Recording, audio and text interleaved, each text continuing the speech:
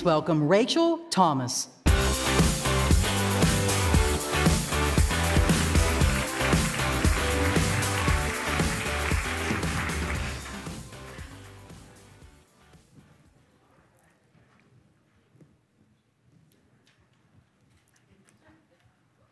Okay, we got it. Just a second.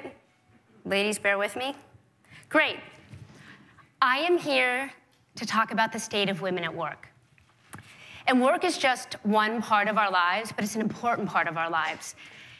And it tells us a lot about how women are faring.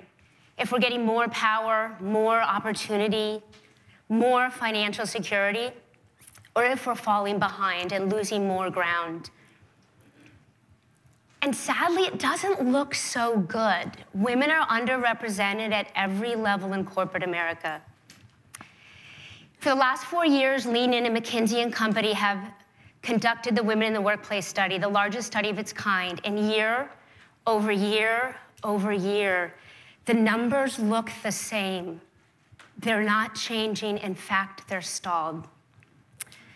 So the higher you look, the fewer women you see. Only 1 in 5 C-suite executives is a woman, and only 1 in 25 is a woman of color.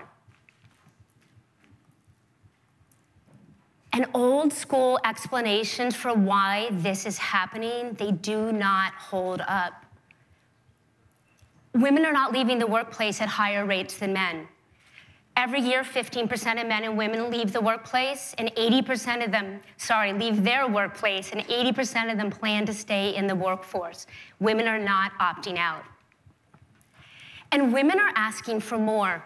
15 years ago, research would have told you that men negotiated far more than women. That is no longer true. Women are leaning in and asking for what we deserve. Women are doing their part, but the system is failing us. And it starts really early. Right at the entry level, for every 100 men hired, only 85 women are.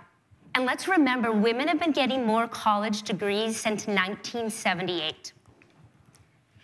And for every 100 men promoted to manager, 79 women are promoted, and just 60 black women.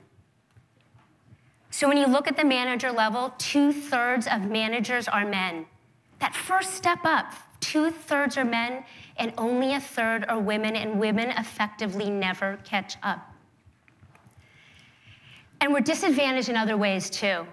We get less support from managers, and it's far worse for women of color, and get less access to senior leaders. And we all know that senior leaders are part of how we get noticed. And I want you to really look at this. Over half of Latinas and black women say they have never had an informal interaction with a senior person at work. Never. 2/3 of women experience everyday discrimination. They're also called microaggressions. All the women in this room, we know what this is and we know what it feels like. We're twice as likely to be mistaken as someone more junior, twice as likely to have to provide more evidence of our competence, and 1.5 times more likely to hear unprofessional remarks.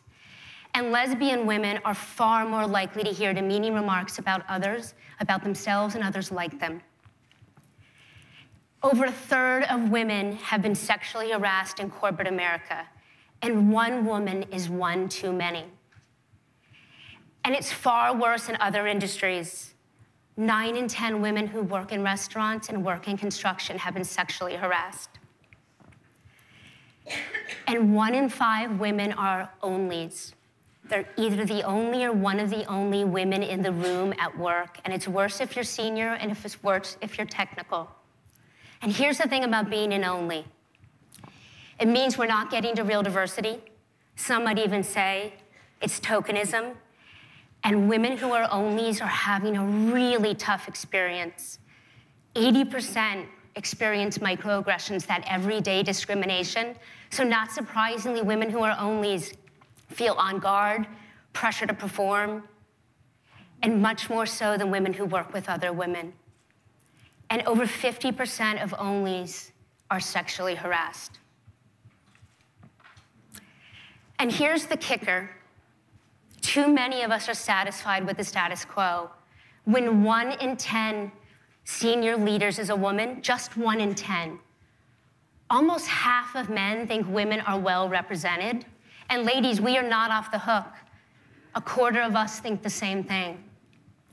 Because of generations of inequality, when we see just 1 or 2 women in senior leadership, we think that's progress, but it's not.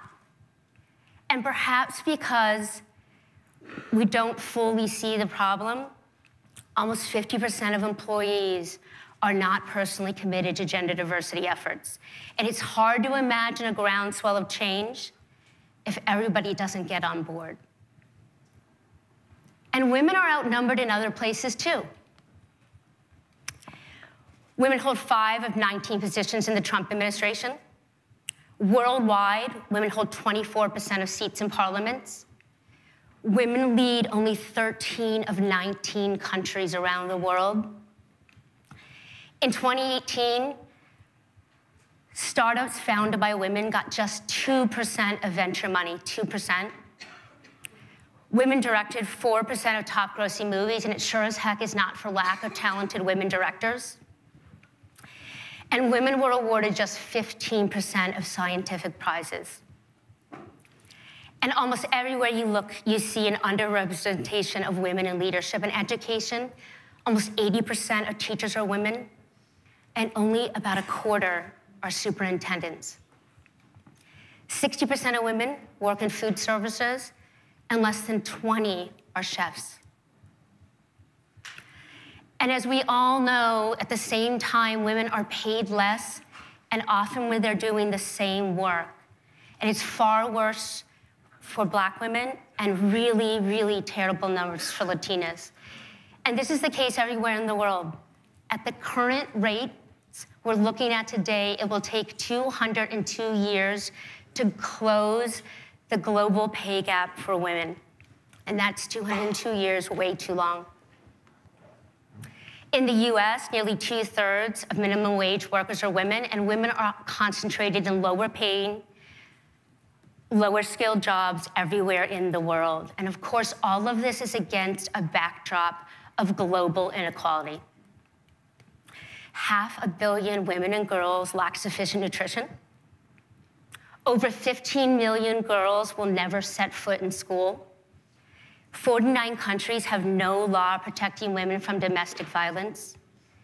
And in 18 countries, husbands can prevent their wives from working. These injustices are all very different, some much more critical than others, but they are all rooted in a fundamental belief that for some reason, women and girls are not equal to men and boys. But there's good news. We took a lot of steps forward in 2018. As we all know, here in this country, more women ran for public office than ever before, and they won. 102 House seats, 14 Senate seats, 19 governorships, and wow, their diversity was record-breaking too. It's the 2020 presidential race is kicking off, and so many women are putting their hat in the ring for the highest, most powerful office in the land, and there's more to come. And around the world, policymakers are stepping up too. California became the first state to require women on boards. In Iceland, they are pushing for equal pay. They are leading the world in this. El Salvador passed a law to protect women from violence at work. Saudi Arabia made it legal for women to drive.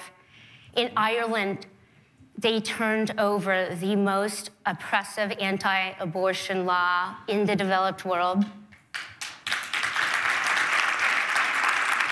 20 big companies in the US have improved paid leave for hourly workers. That's gonna affect 5 billion people, and it really matters. And we need more companies to stand up and do it. Last year, Adobe stood on this stage of makers and said they were gonna close their pay gap, and they did in all of their offices around the world. P&G pledged that at least 50% of their ads will be directed by women, and boy, has that already made a difference. Gillette ad literally broke the internet. The Producers Guild of America put strict guidelines in place to prevent sexual harassment and push back against a culture that made it okay for far too long.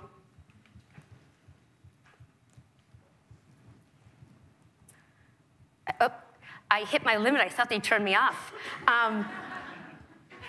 Thanks to Serena Williams, the amazing Serena Williams, the US Open changed the way they rank players who go out on pregnancy leave.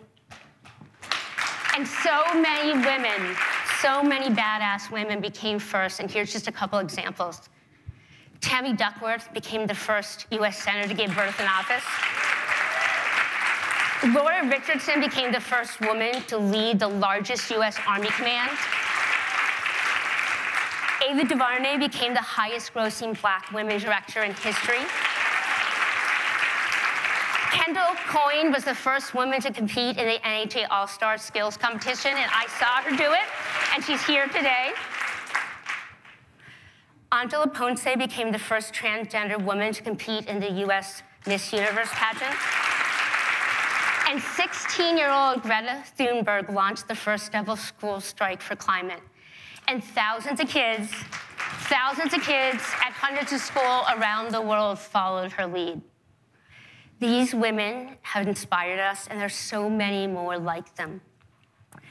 They're doing it in their own way, in their own corner of the world, but they are leading. And as they lead, more change, more positive change happens for all of us. But we need to knock down more barriers, and we need to empower more women, and I believe we can do it. In the words of the great Margaret Mead, and I'm gonna have to read this, never doubt that a small group of thoughtful, dedicated citizens can change the world. Indeed, it is the only thing that ever has. And that's what we are in this room. We are a group of thoughtful, dedicated people with the power to change the world. All of us, and that's the theme of this conference, if we come together and we go out in the world today and do our part, I really think we can get there. Thank you.